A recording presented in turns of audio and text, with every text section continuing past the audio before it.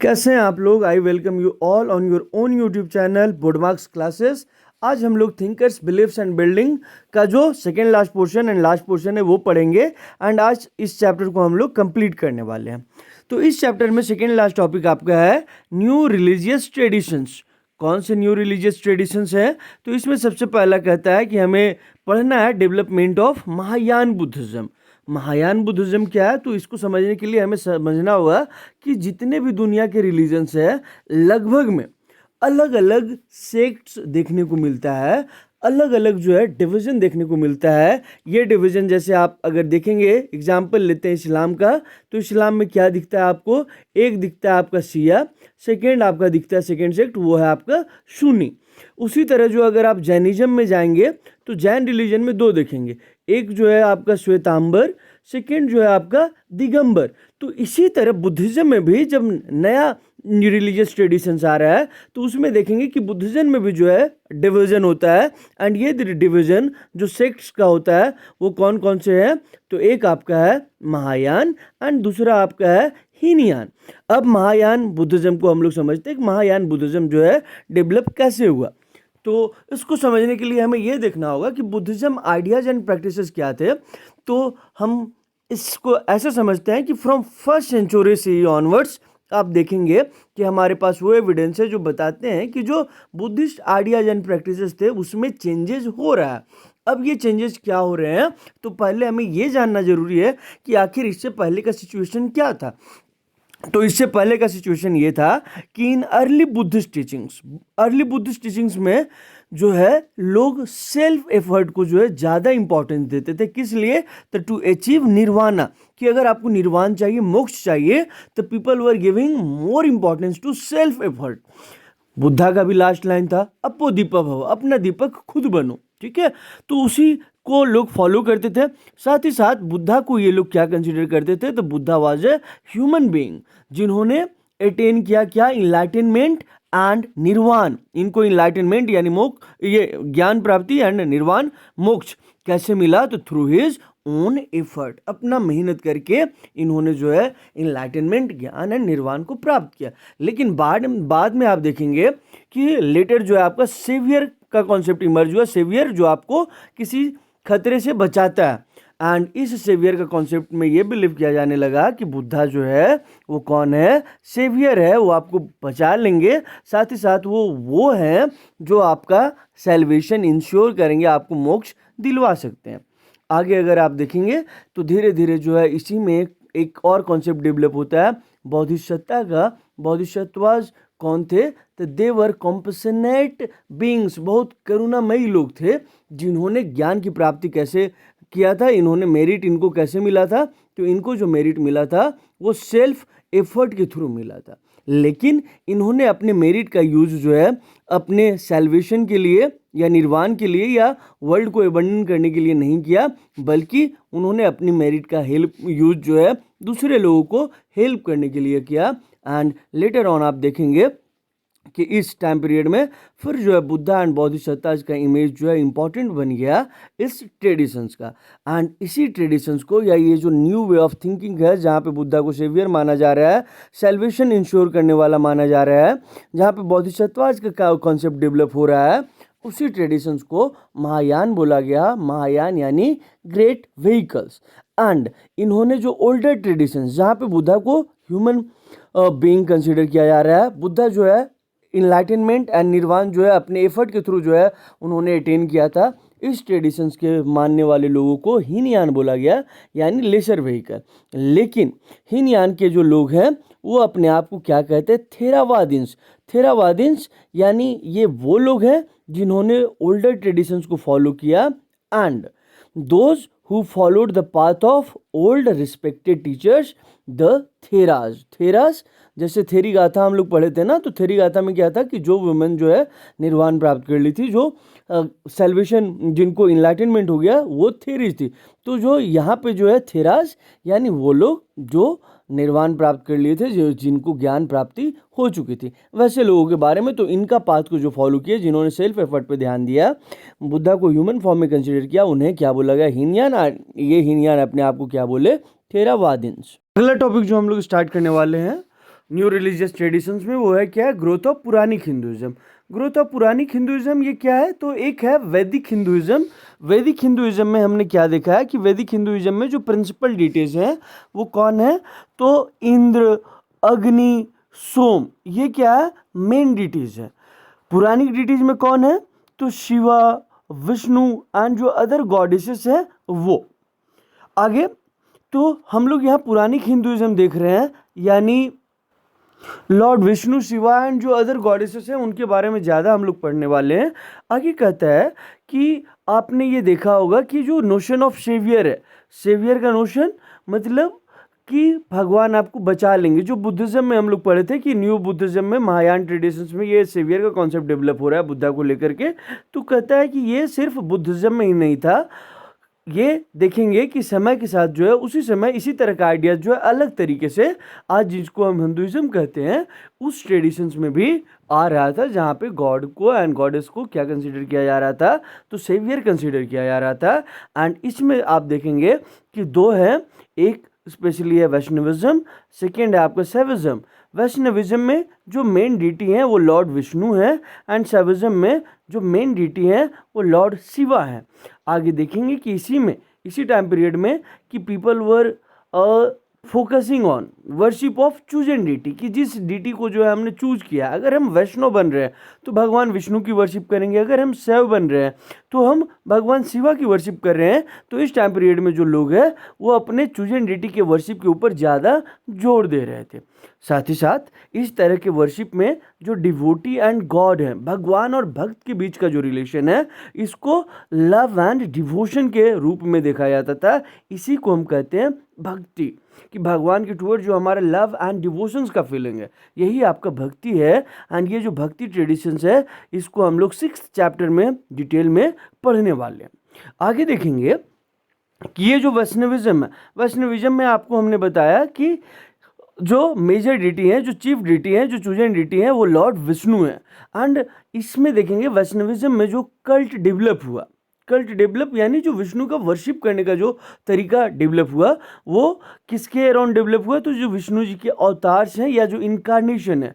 तो विष्णु जी के कितने अवतार हैं, तो हमें पता है कि विष्णु जी के 10 अवतार हैं। एंड ये 10 अवतार में हमने देखा है कि भगवान ये अवतार कब लेते हैं, तो भगवान अवतार तब लेते हैं, इनकारनेशन तब लेते हैं जब जो एविल पावर है, एविल फोर्सेस की वजह से जो अर्थ है उस पर जो है डिस्ट्रक्शन होता है, ठीक है, जो पाप है, एविल पावर्स जो है बढ़ते जाते हैं। तो उस केस में क्या है, भगवान अलग अलग अवतार लिए। एंड इसी में भगवत गीता में श्री कृष्ण जी कहते हैं, यदा यदा ही धर्मस्य ग्लानिर्भवति भारत अभ्युत्थानम धर्मस्य तदात्मानं सृजाम्यहम् परित्रणाय साधूनां विनाशाय दुष्कृतां धर्म संस्थापनार्थाय संभवामि युगे युगे। यानी जब जब धर्म की हानि होगी, ठीक है, एंड अधर्म बढ़ेगा, तब तब जो है ईश्वर जो लॉर्ड विष्णु है अलग अलग फॉर्म में जो है इनकारनेशन लेंगे। एंड इस इनकारनेशन से जो भले लोग हैं, जो साधु लोग हैं, उनका तो भला होगा, लेकिन जो पाप करने वाले लोग हैं उनका क्या होने वाला है, विनाश होने वाला है। और हर युग में जो है भगवान जो है धर्म की रक्षा के लिए जो है जन्म लेते हैं, अवतार लेते हैं। तो यहाँ पे वही है कि वैष्णविज्म में क्या है कि भगवान का जो वर्शिप हो रहा है वो अलग अलग अवतार में वर्शिप हो रहा है। एंड ये अलग अलग अवतार देखेंगे तो अलग अलग रीजन्स में भगवान का दिख रहा है कि अलग अलग रीजन में भगवान के अलग अलग अवतार हुए। आगे ये सारे जो अवतार हैं अलग अलग रीजन में हुए, यानी ये वहाँ की लोकल डीटी हुए। एंड लोकल डीटी को हम क्या कर रहे हैं, तो we are recognising as a form of Vishnu. ये भगवान विष्णु के ही एक अवतार हैं। ये क्या है, तो it was a way of creating more unified tradition, जहाँ पे लोकल डीटीज को हम क्या कर रहे हैं, भगवान विष्णु का रूप दे रहे हैं, भगवान विष्णु का अवतार मान रहे हैं। इसके बारे में जो है हम लोग 6th चैप्टर में और अच्छे से देखेंगे कि कैसे जो local ideas and beliefs, local ideas, beliefs and practices को हमने इनकलकेट किया, अडॉप्ट किया, एक्सेप्ट किया। यहाँ पे भी हमें वही देखने को मिलता है। आगे इनमें से कुछ फॉर्म्स थे जिनको स्कल्पचर के थ्रू जो है दिखाया गया है। एंड एक अवतार जो है विष्णु जी का, ये क्या है, वराह अवतार। वराह अवतार यानी बोर का अवतार लिए थे भगवान विष्णु, इसलिए तो टू सेव अर्थ गॉडेस, पृथ्वी देवी को बचाने के लिए। तो इस तरह के जो विष्णु जी के अवतार हैं, इनमें से कई अवतार को जो है स्कल्पचर के थ्रू जो है दिखाने का कोशिश किया गया है।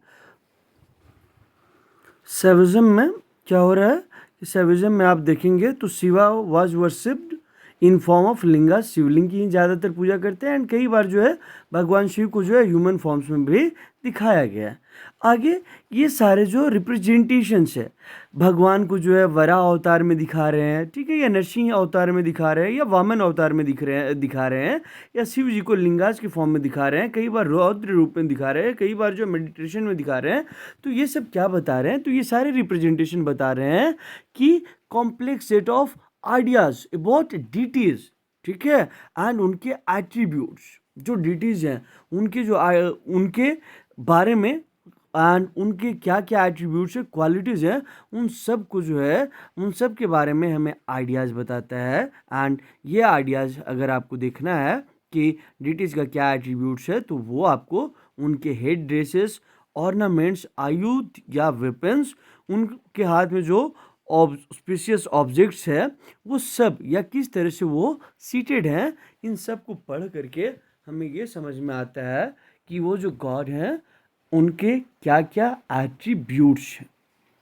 आगे देखेंगे कि उनके एट्रीब्यूट्स को, या जो पिक्चर्स बनाए हुए हैं जैसे ये बना हुआ है, तो इन सबको समझने के लिए उन्हें क्या करना पड़ता है? तो they have to be familiar with, ठीक है, किन से? तो उनके पीछे का स्टोरी क्या है, एंड इनमें से जो पिक्चर्स हैं इनके पीछे का जो स्टोरीज है कुछ देखेंगे तो आप बहुत सारे इनमें से जो स्टोरीज है वो पुरानाज में लिखे हुए हैं। पुरानाज में जो लिखे गए, ये कब लिखे गए? तो अराउंड 500 सी, यानी first millennium, mid of first millennium C में। किनके द्वारा? तो ब्राह्मण्स जो है इनको लिखे, एंड इनमें वो चीज़ें हैं जो कई बार देखेंगे कि पुरानाज के कंपोजिशन के हज़ारों साल पहले से भी जो है ये स्टोरीज चले आ रहे थे। एंड इनमें जो स्टोरीज आप देखेंगे तो गॉड एंड गॉडेसेस का स्टोरीज मिलता है। आगे ये जो पुरानाज हैं ये संस्कृत, सिंपल संस्कृत में लिखे गए थे। जैसे वेद जो है वो कॉम्प्लेक्स संस्कृत में लिखा गया था, लेकिन पुरानाज जो है सिंपल संस्कृत में लिखा गया था। And it was meant for everyone including women and Shudras. क्यों भैया वुमेन एंड शूद्राज? तो वुमेन एंड शूद्राज के बारे में ये जानते हैं कि इनको वैदिक लर्निंग के लिए एक्सेस नहीं था। वुमेन एंड शूद्राज जो है वेदास को सुन नहीं सकते थे, चैंट नहीं कर सकते थे, लेकिन यहाँ पे जो पुरानाज बना है ये सबके लिए बना है, एंड इसीलिए इसको जो है संस्कृत में लिखा गया है। इसको कोई भी जो है पढ़ सकता था, जोर जोर से उसको सुन सकता था, एंड जब मन करे तो उसको रिपीट भी कर सकता था। साथ ही पुरानाज में बहुत सारे ऐसे किस्से हैं, ठीक है, बहुत सारे ऐसे स्टोरीज हैं जिनको लिखने के 1000 साल बाद भी जो है, 100 साल बाद भी जो है लोग उसको सुनते रहे एंड सुनाते रहे। आगे देखेंगे कि पुरानाज का जो स्टोरीज है, बहुत सारे स्टोरीज ऐसे रहे पुरानाज के, वो जो लोग थे उनके बीच में जो इंटरेक्शन हुआ, उस इंटरेक्शन के थ्रू जो है डेवलप हुआ। एंड ये जिनके बीच में इंटरेक्शन हुआ वो कौन थे? तो जो प्रिस्ट क्लास है वो, जो मर्चेंट क्लास है वो, एंड इन सब के अलावा और कौन? तो जो ऑर्डिनरी मेन एंड वुमेन है, इनके बीच में जो डायलॉग्स हुआ, जो one place to another place travel कर रहे थे, ट्रैवल करने के दरमियान आप देखेंगे कि ये लोग अपने आइडियाज़ एंड बिलीफ को भी जो है एक दूसरे से शेयर कर रहे थे। जैसे वासुदेव कृष्ण किस रीजन में जो है फेमस रहे हैं?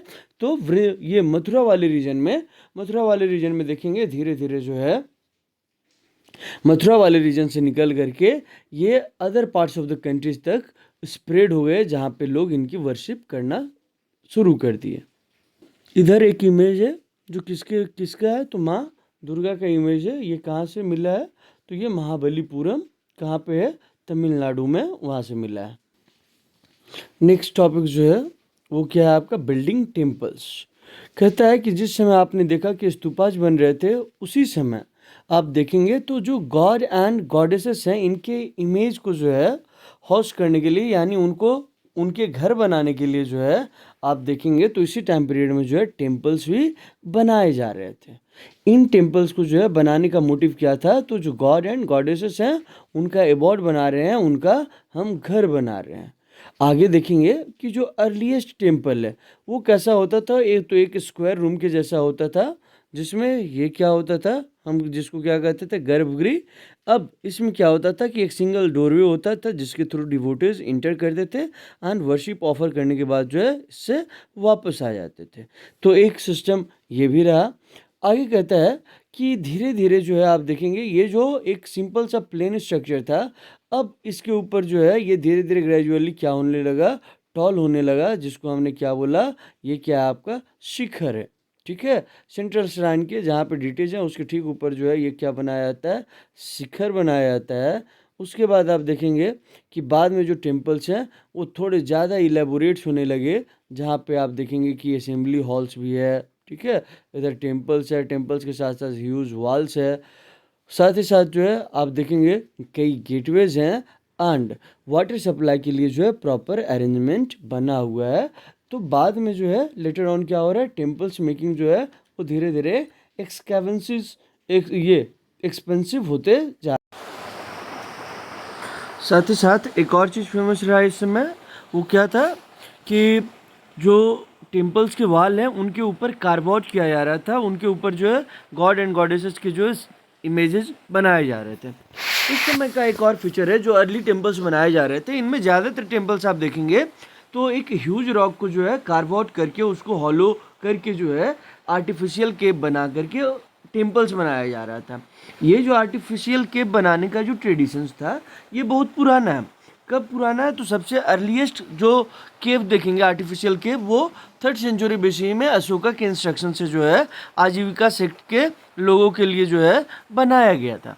उसके बाद देखेंगे कि धीरे धीरे जो टेम्पल्स है, ये टेम्पल्स जो ह्यूज रॉक से बनाया जा रहा था, इसका ट्रेडिशंस धीरे धीरे ग्रेजुअल स्टेज में डेवलप करते रहा एंड इसका जो सबसे डेवलप्ड फॉर्म है वो हमें 8th सेंचुरी में देखने को मिलता है। 8th सेंचुरी में कब, जब एक ह्यूज रॉक को कार्व आउट करके जो है इन्होंने कैलाशनाथ टेम्पल बनवाया एंड कैलाशनाथ टेम्पल कहाँ पे है, तो एलोरा महाराष्ट्र में। पूरा जो स्ट्रक्चर है उस टेम्पल का एक सिंगल स्टोन को जो है कार्व आउट करके जो है इन्होंने बना दिया एंड उसको बनाने के बाद जो उसका चीफ स्कल्प्टर है वो इसके अमेजमेंट को देख करके अभी भी जो है ये अमेजिंग लगता है कि कैसे जो है एक बड़ा पत्थर को काट करके जो है इस तरह का टेम्पल्स बनाया होगा। उसके बाद वो कहता है oh how did I make it. आगे जो हम लोगों को पढ़ना है वो क्या पढ़ना है, कैन वी सी एवरीथिंग, क्या हम सब कुछ देख सकते हैं। तो अभी तक जो रिच विजुअल ट्रेडिशंस है, जो इतने सारे इमेजेस है आपने देख चुका, जो ब्रिक एंड स्टोन से बने हुए आर्किटेक्चर, स्कल्पचर, पेंटिंग, ये सब में आपको देखने को मिला एंड बहुत सारे ऐसे इमेजेस या स्कल्पचर ये सब रहे होंगे जो समय के साथ डिस्ट्रॉय हो गए, जो हमें कभी दोबारा मिल नहीं सकते। लेकिन जो कुछ बचा हुआ है वो हमें क्या बताता है कि जो आर्टिस्ट है, जो स्कल्पटर्स है, जो मैसन्स है, जो आर्किटेक्ट्स है, जिन्होंने इस तरह के स्पेक्टाकुलर वर्क को बनाया, उनका आखिर क्या विजन रहा होगा, उनका क्या आइडियाज़ था। कहता है कि जब हम इन स्टैचूज़ को देखते हैं तो अपने आप जो है हम इनको नहीं समझ सकते हैं। क्यों, तो क्योंकि इनके पीछे का रेफरेंस हमें देखना पड़ता है एंड साथ ही साथ कहता है कि क्या 2000 साल पहले जिन लोगों ने इसे बनाया वो इसको कैसे रिवियर करते थे या कैसे इसको समझते थे या किस तरह से इनको पूछते थे, किस तरह से इनको देखते थे, क्या हम कभी समझ पाएंगे, तो शायद नहीं। अब आगे आते हैं जो हमें पढ़ना है इसमें, grappling with unfamiliar. Grappling with unfamiliar यानी जो अनजाना है उसको समझने का हम लोग कोशिश करते हैं, जो अनफैमिलियर है उसको जो है हम समझने का कोशिश करते हैं। इसमें देखेंगे कि जब यूरोपियन स्कॉलर 19th सेंचुरी में इंडियन स्कल्पचर को देखे, जिसमें स्पेशली उन्होंने गॉड एंड गॉडेसेस का इमेज को देखा, तो वो ये समझ नहीं पाए कि इन इमेजेस का करना क्या है, इन इमेजेस के पीछे का जो ट्रेडिशंस रहा है, इनका इम्पोर्टेंस है वो क्या रहा है, वो इसको नहीं समझ पाए। क्यों, तो कई बार वो उनके देखेंगे कि उनको ये सारे इमेजेस जो है वो ग्रोटेस्क फिगर लगा, मतलब अजीबोगरीब, बेतुका, भद्दा, इस तरह का इमेज लगा। क्यों, तो जो इमेजेस बना है वो मल्टीपल आर्म्स के साथ जो है, ठीक है, जैसे माँ दुर्गा का देखते हैं 10 भुजा, भगवान विष्णु जी की देखते हैं 4 भुजा, तो इस तरह का मल्टीपल आर्म्स, साथ ही साथ जो है ब्रह्मा जी को देख सकते हैं 3 हेड्स, साथ ही साथ जो है ह्यूमन एंड जो एनिमल फॉर्म्स वाले जो कॉम्बिनेशन है, जैसे बोर अवतार में देखिए, ठीक है, उसी तरह जो है नरसिंह अवतार में, तो इस तरह का इमेजेस देख करके वो कई बार जो है शॉक्ड हो जाते थे, कई बार जो है हॉरिफाइड हो जाते थे। क्यों? तो उनको ये सारे फिगर जो है ग्रोटेस्क लगते थे, वो अजीबोगरीब लगते थे। एंड आगे जो है इन्होंने इन इमेजेस को समझने के लिए क्या स्ट्रेटेजी अडॉप्ट किया, तो उन्होंने दे कंपेयर्ड दीज, ठीक है, इन इमेजेस को समझने के लिए उन्होंने इन इमेजेस को उन ट्रेडिशन से कंपेयर किया, उन इमेजेस से कंपेयर किया जिससे वो फेमिलियर थे। एंड इसको किससे कंपेयर किया? तो जो एंशिएंट ग्रीस के इमेजेस थे उससे इनको कंपेयर किया। एंशिएंट ग्रीक से कंपेयर करने के बाद जो है उन्हें क्या लगा, तो ये इमेजेस तो उन्हें बेकार ही लगा। बाद में जो है उन्होंने जब बुद्धा एंड बोधिसत्ताज का इमेज देखे जो ग्रीक मॉडल पे जो बना हुआ था, एंड कहाँ पे जो है अक्सर मिलता है, तो ये अगर आप देखेंगे तो हमें नॉर्थ वेस्टर्न वाले रीजन में जहाँ पे इंडो ग्रीक रूलर्स अपना किंगडम इस्टेब्लिश किए थे, वह उनके शहरों में जैसे तक्षशिला, पेशावर, इन सारी चीज़ों को जब देखे तो उनके अंदर में बहुत ज़्यादा एक्साइटमेंट आया, वो बहुत ज़्यादा खुश हुए। क्यों? क्योंकि ये सारे जो इमेजेस थे बौद्धा एंड बोधिसत्ताज का जो नॉर्थ वेस्ट वाले रीजन में थे वो इंडो ग्रीक मॉडल्स पे यानी ग्रीक मॉडल्स पे जो है बने हुए थे। एंड उसके बाद जो है उनके लिए ये ईजी हो गया, या उनके लिए ये भी आसान हो गया कि जिन चीज़ों से फेमिलियर थे उसी तरह का इमेज मिल रहा है तो वो इन चीज़ों को ईजिली समझ सकते हैं। एंड इसीलिए उन्होंने ये भी बताया कि ये जो बुद्धा एंड बुद्धा के जो स्टैचूज़ हैं वो क्या हैं, बेस्ट इंडियन आर्ट रहे हैं। जो अर्ली इंडियन आर्ट है उसका जो सबसे बेस्ट एग्जांपल है वो बुद्धा एंड बुद्धा के बोधिसत्ताज के स्टैचूज़ है।